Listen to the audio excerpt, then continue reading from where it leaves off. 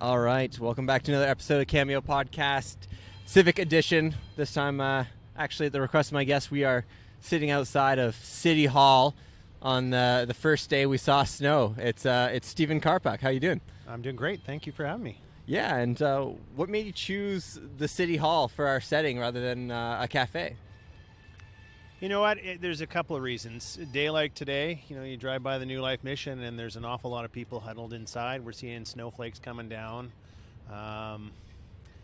You know what? This is part of our city too. This is what people who don't have a home have to deal with. And I think, sitting here gives us an appreciation what it's like to have a home and be inside. So being outside and giving that perspective, it's a cool breeze to say the least. The snow falling on Mount Peter, Mount Paul, and it was falling this morning up by my office in Aberdeen. It's almost winter.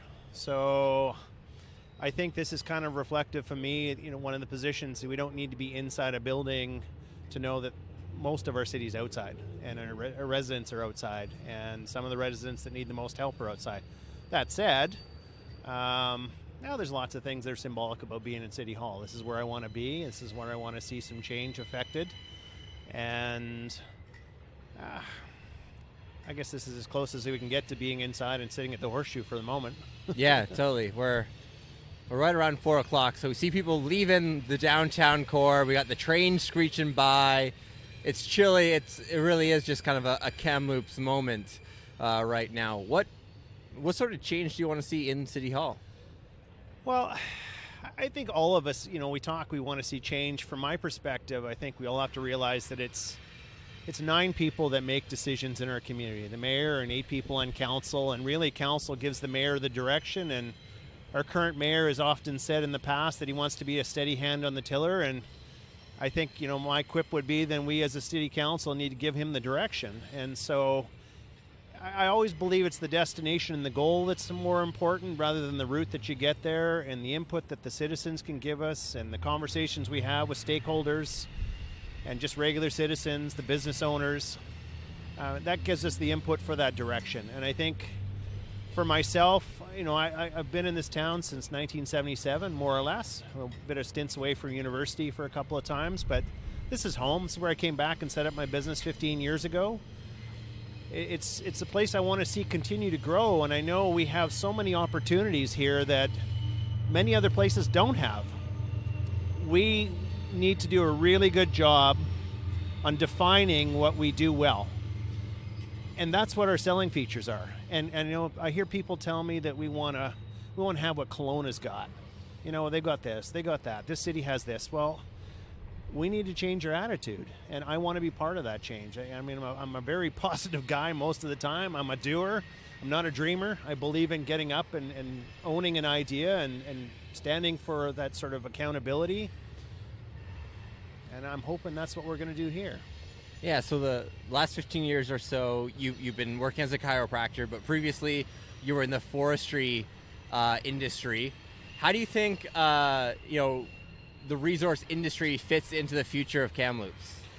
Well, I left the forest industry in the 1990s because there was a governmental change on policy as to how the forests were managed, and I think we've only gone downhill further since then.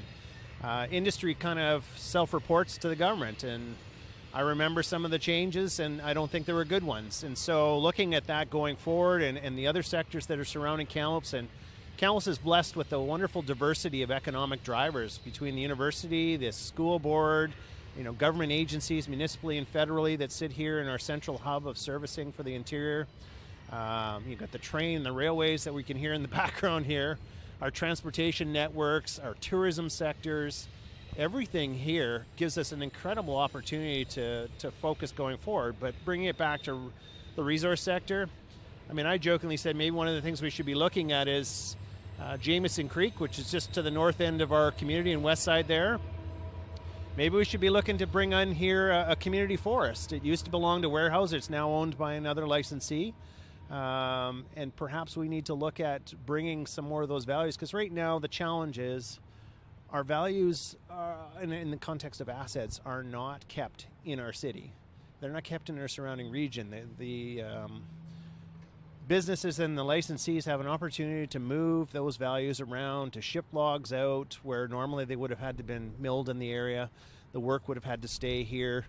I have a client that was working in Squamish but living in Clearwater and commuting, and he told me that on an average day out of Squamish we ship 900 truckloads of raw logs into containers, which is crazy when we look at our mills that are supposedly closing down and not viable. And I would like to rethink that problem. I think we need to go back to the things that worked in the past, and maybe that's one of the ideas that we could bring up, is maybe we should be lobbying the government to take over and have a community forest which is tied to our community and bring those assets home here.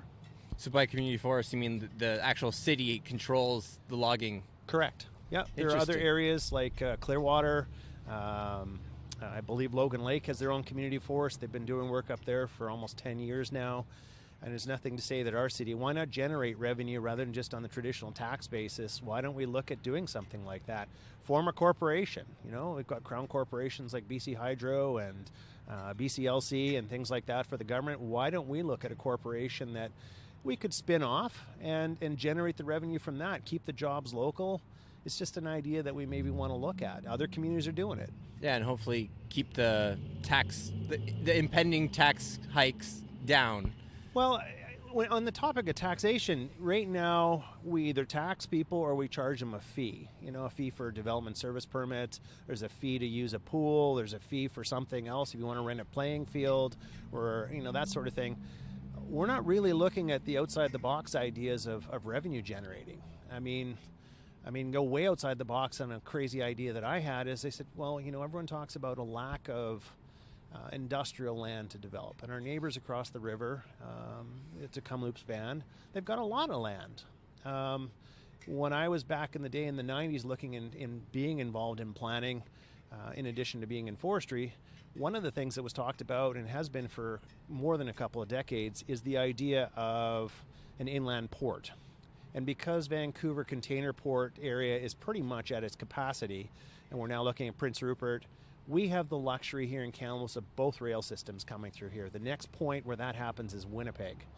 So we have a huge opportunity in that infrastructure that we could take advantage of. And my suggestion was, why don't we go and lease all the land that's between Highway 5, the railroad tracks, between the CN Station Road there and going north towards Rayleigh. It's probably about 800 acres of land.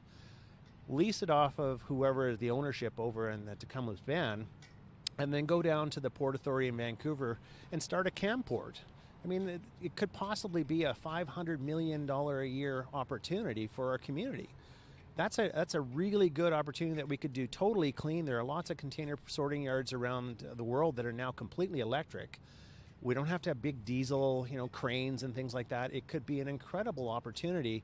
And so why don't we go after something like that? I mean, if we can generate a heck of a lot more revenue, we could really lower our tax base, or we could start getting some of the things everyone wants to talk about. Let's a performing arts center and increasing our hospital opportunity without having to borrow, which we've just got apparently word $120.8 million or something we're going to borrow for our hospital as our portion as a city. Now, we need those things, but why don't we figure out a way on the business side to support them rather than just saying it's just going to be an increase in your taxation? I think we have to go outside the box. And so how long have you been following along intensely with what the council has been doing, and when did you decide to run? Because I know you ran in the by-election as well.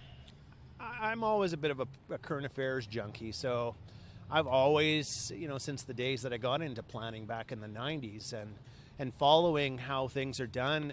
Initially, when I was a university student here back in the day, one of my instructors, who's now the Dean of Sciences, invited us as a class to come and partake in watching what was at that time the Kamloops Land and Resource Management Plan, which was used as a model for almost every other part of the province. It was kind of a trendsetter here. I think it was 38 stakeholders came together and took about 4.5 years for them to figure it out. But ultimately, they used a model that's now been employed around the province. So I see how that kind of builds communities. You get certainty in direction of how land-based. Again, it's the goal, it's the destination, and you figure out the route as you go, rather than trying to set the route and forgetting why you're doing this. And it's the why that's the most important. So I love politics. It's not because I find it entertaining, but I love it because I can see how you can change so many things, good, bad, and otherwise. Mm-hmm. And I just think for myself, the reason I want to get up and do something is I've always been a doer, as I said, not just a dreamer. And I think this is my time to stand up and serve. It's been said there's no more honorable position than to be someone who's a public servant and serving your fellow men and women. So I guess that's where I'm going with this. This isn't about me. This is about giving back to my community. It's the reason I'm a chiropractor. I love helping people. I just see this as an opportunity to kind of be an extension of that as a city official and make it even much better to more people than I can on an individual basis. Mm-hmm. I read in your article in the newspaper that you think your lack of use of social media resulted in you not getting in the by-election. And just kind of keeping my finger on the pulse of the different personalities that are running right now. You're not popping up too much. We got 3 weeks away. What are your plans for those next 3 weeks?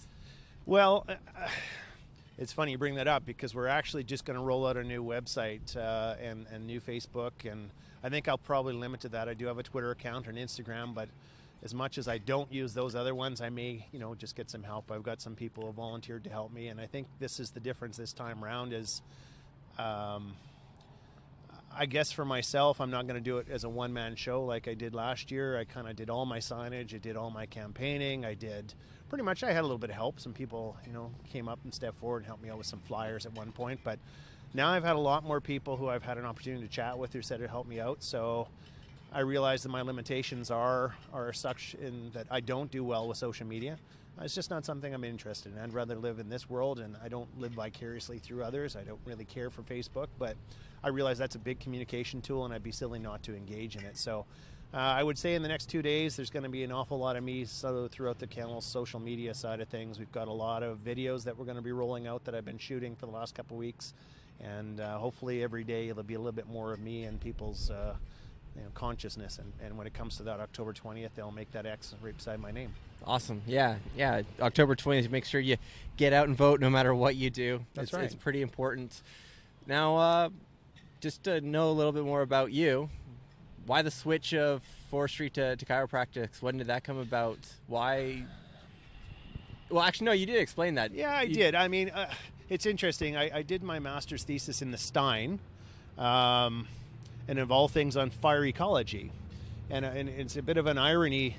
The day that my wife and I moved back from Toronto with all of our worldly possessions to come back and start my office here was the day the place I used to work at burnt to the ground in 2003. So it's funny, as a person who studied fire ecology and was in planning and left that sector, the day you come back to start anew, it's almost like the phoenix and the acid sort of thing that the mill I worked at in Lewis Creek, the Tokal Mill, burnt down the day we were moving back, and it actually changed our route of travel. We were hoping to come down the North Thompson, but as it turned out, when we phoned from from Lake Louise, my parents informed me that there was a fire in McClure and they were evacuating Barrier, and so that the rest is history. You know what happened there. So it's a bit ironic. Maybe it's karma. Yep. But I still hold fairly close, and I utilize an awful lot of the skills that I took in when I was doing my master's in policy and planning, conflict resolution.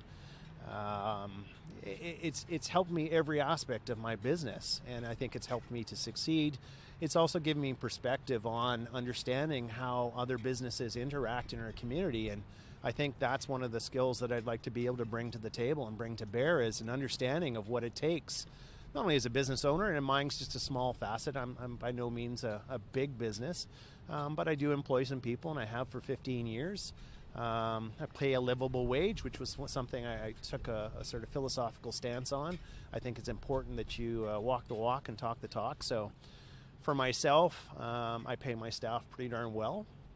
And there's always room for improvement, and we continue to do that, find ways that we can enhance their life. But that said, you bring it back. I enjoyed my time doing that stuff in the past. It certainly was one of those paths that I think many of us walk in their lives, and hopefully we learned a few things, and certainly for myself that was the case.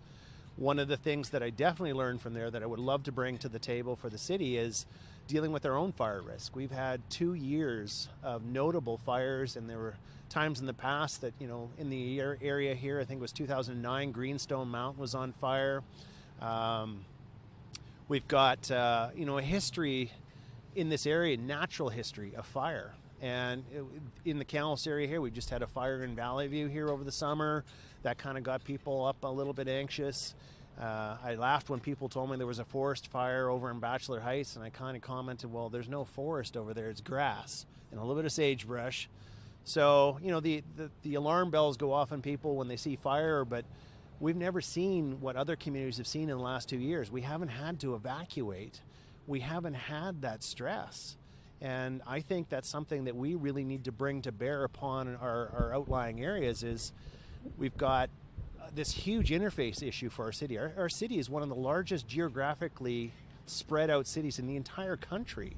If you think about from basically Eagle Point, and you're going all the way out towards the wildlife park, and then you're going all the way out to Iron Mask, you know, and up in Aberdeen, and then you're going all the way out to Tronquil Lake, and all through the whole North Shore, all the way up to Inskip Road in West Side, and then you come across the river and you're in Heffley and Rayleigh.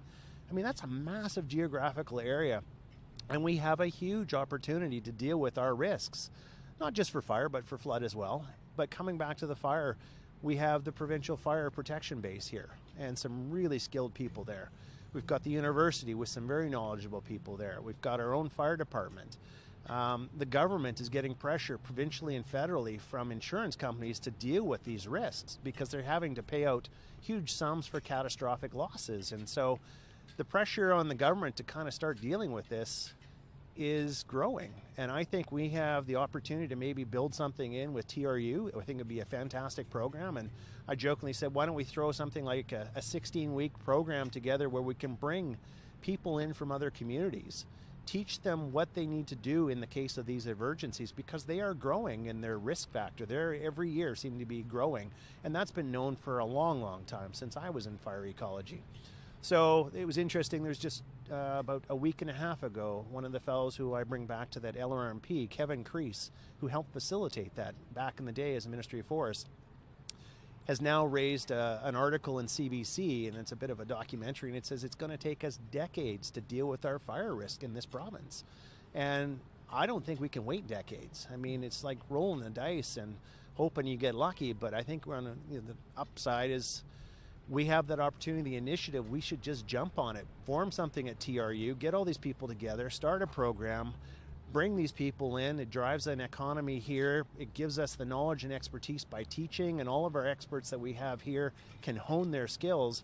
And as part of that program, why don't we do a practical on-the-ground, land-based sort of activity where maybe if we've got 25 individuals who are coming to learn how we deal with these fire risks, that perhaps we go out there, and we'll use Kenna Cartwright as an example, we thin it. And in that thinning, we generate some economy. We're actually going to get some timber value. Now, people don't like to hear the idea that you're going to thin out Kenna Cartwright because it's a park. But the interesting thing is Kenna Cartwright is overstocked for trees. It is way beyond. It's actually not supposed to look like it does. It is an artificial creation of our human management strategies. It's supposed to be mostly grassland with the odd tree.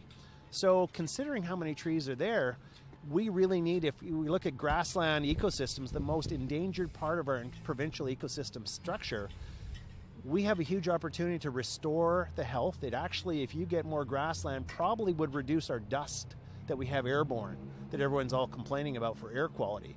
If we got more grasslands back like it was historically and got rid of some of the trees which are creating such huge pollen counts, we would actually have a huge production or increase sort of in our air quality in many ways. You know, stops the erosion from the wind and such. But again, the biggest issue is we've got to deal with fire. So not only are we going to have to thin, we're going to have to prune, and then we're probably going to have to burn. And that one's a hard one for people to swallow. But it needs to be done. Otherwise, you know, as I pointed out to one of my clients who lives in Pineview Valley, if you don't think it could happen in your backyard, you're delusional, because all it would take is someone to come down the hill from Inks Lake on the Trans-Canada and go to the weigh scales, and they're a little stressed out, so they hop out of their truck close to the fence before they go over the scales. They have a cigarette, and either the hot wheels on the back of their truck or their cigarette butt that they accidentally discard causes a fire, and in 20 minutes that fire would be in Pineview. So if someone's working downtown, they're not going to get home in time other than to hear that their house just burnt down. So I would love to see our community associations, our service clubs, our city, our fire protection officials, let's all come together and let's start dealing. That's one tangible thing that we can do that would have a profound impact on our health and safety and our livability in this community. Yeah, and I guess the point I like to draw out of that too is you mentioned it could build a whole new economy, a whole new industry through training and whatnot, which I've talked to a lot of the candidates about, these resource industries and how do they see the future and of them in Kamloops, but there isn't a lot of answers for that. They like to throw in the word tech here and there, right? But it's looking at BC, it makes a lot of sense given how much was on fire the past 2 summers. And there's a number of things, as you brought up tech. One of the things that we need to look at, and there's a couple of wood products that are out there, especially wood products is a growing industry in the world. You got things like glulam and paralam, and I don't know if you're familiar with those 2 products, but basically you're taking existing dimensional timber, so 2x12s, 2x10s, 2x6s, whatever, and you're literally with a really high strength resin glue, you're gluing them together to make it a beam, and that beam is used for a variety of structures. The Richmond Skating Oval is a classic example for the 2010 games that use this type of a product. We don't really have anything in our local area, which is kind of mind-blowing considering we have a chip source from a lot of our local mills that doesn't have to just go down to Domtar and become pulp and paper. It could be going into one of these types of beams, or we could be taking some sort of scrap type material that it wouldn't be good enough to sell on the open market, but if you put it in a press and you apply glue and resin, you could make an incredibly good structural beam. And because we have, again, that raw material here, we could theoretically build some facilities. I mean, the closest one that I'm aware of is in Oliver, and they don't even have a rail system. So if we built them here and had the expertise and the knowledge and pre-engineered these beams like they do in places in Seattle and things like that and ship them around the world for structures, we have the shipping capability. We have the rail system. We could do that here, and we have the raw materials. And in better yet, that's part of that technology. We should be, basically exporting not just a material, but knowledge and expertise. You look at countries like Norway, and what do? They exported to Canada here about 8 years ago the idea that we're going to build a whole bunch of naval ships and new Coast Guard things. And we paid, I think, $864 million for the CDs. I mean, we didn't even get a bolt out of it. They're leading the way in the world of technology, but the technology is also in their people. They've invested in their people, and these people now live in various parts of their country, but they export their knowledge and their experience either through a computer screen or in person every so often when they travel, but their home is in those, and that's where Kamloops needs to go, I think. It's not just, hey, let's develop a high-tech sector. Let's develop that expertise in our community, make this the livable community. That's part of City Hall's job. Make this the desired place to live and have those experts. They want to be here, but they also commute, either telecommute or they physically commute every so often to supervise a project. But that's where our job could be here. It's not just about being a tech sector and saying, hey, we're generating the next widget or, no, their Hummingbird drone, which is a really cool company, and I see them wanting to go global. That's a fantastic opportunity. But we have just a huge opportunity with the resources that we have here. We just need to think outside the box. Awesome. What's something else that you want to chat about that you might not have had the opportunity to when chatting with other platforms and other media? I'm a cyclist. That's one of my favorite things to do, although on a today it's not exactly something... As it snows. As it snows on us right here, yes. I'm a big fan of cycling. And, I've lived in a lot of parts of the world now. I've traveled in Australia for a year, trying to figure out my way. And it's funny because, bringing it back last year, many of us in the by-election were asked a question. I think I shocked a few people when they said, well, one of the high school students, what should we do to keep us here? And I kind of said, well, actually, I don't want you to stay. I want you to go. And there was a bit of a shock in the room, a long pause.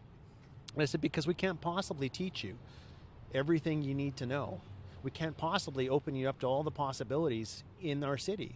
What we need to do as a city is create a structure and a livable city that you want to come back to when you've learned something somewhere else, that you've traveled somewhere else and you see the benefit of being here.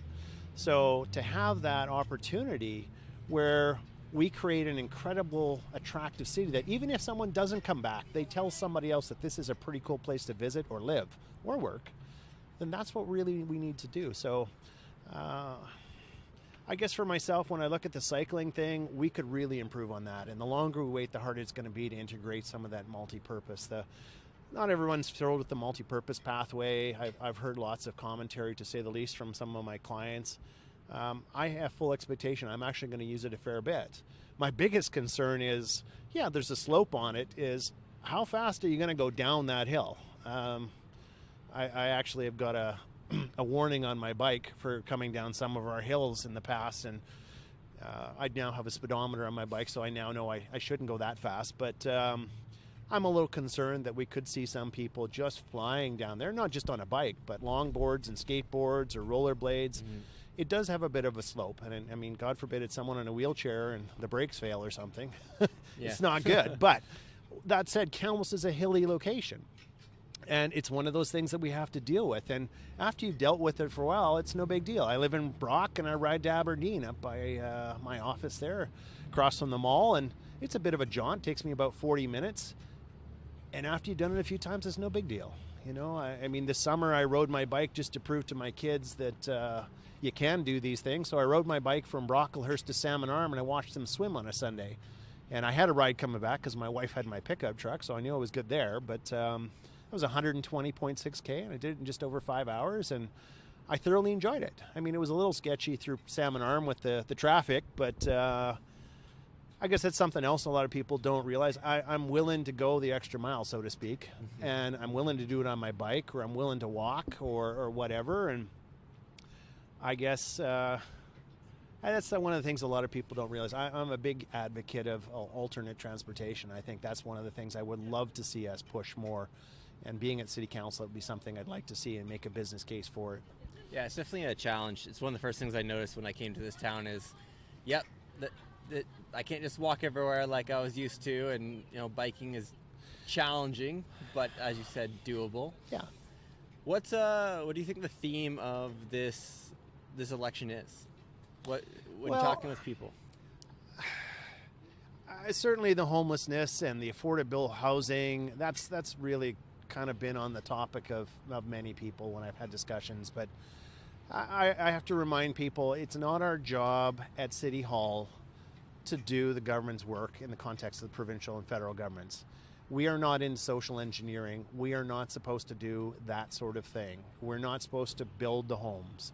We are supposed to facilitate with provincial and other NGO partners to make those things happen. But it seems like everyone wants to change this, and I get it. I mean, these are human beings that are out in the street, and some need help in some ways, and some need help in other ways. Just the other day, I was walking downtown, and I was going to the bank. I walked 2 short blocks down 3rd Avenue, and was basically approached 7 times for money. And one guy said, he wanted to buy some food, and I said, well, I'll get you something to eat. And he said, well, I don't really want food. I just want money. And I said, well, I don't have any money. So then he told me where to go. It's obviously an issue, and I feel for the people downtown. They're sort of inundated with it on a daily basis. And I have, some of my clients in my practice that tell me that, they feel uncomfortable with the amount of people that are downtown and the activities that many of them are engaging in, not to mention their brazen, hey, give me some money sort of thing approach. So obviously we need to deal with that, but I don't think that it's our job as a city hall. I think it's our job as a city complete. And so it's going to take more than just Ask Wellness. It's more than the Salvation Army or a pit stop at the United Church on a Sunday afternoon. And it's more than just a city. This is a problem that we've certainly got to thrust on our laps. I think people are probably right that a lot of these individuals who arrived last year with the fires, and perhaps even this year, haven't left. Mm-hmm. And we've gotten really good at helping people. Unfortunately, the system isn't working. And I think if it were, we'd see less of the problem and it wouldn't be such a hot topic. But I guess the other one is its economy. We all want to see a thriving economy, and rightly so. That's the economic driver that gives us a tax base that allows us and affords us the opportunities for all the other things we want to see. Fixing potholes, that's a big one. I guess the other last topic would be probably snow clearing. I think a lot of us were not happy with the last couple of years that it's gone on. And my straight comment would be, when you look at how the city does it with their big, dump trucks, or tandem axles or whatever, we're using belly blades. And my comment would be, why are we the only ones using a belly blade when all of the private contractors, including our road contractors like VSA and Argo, use front plows?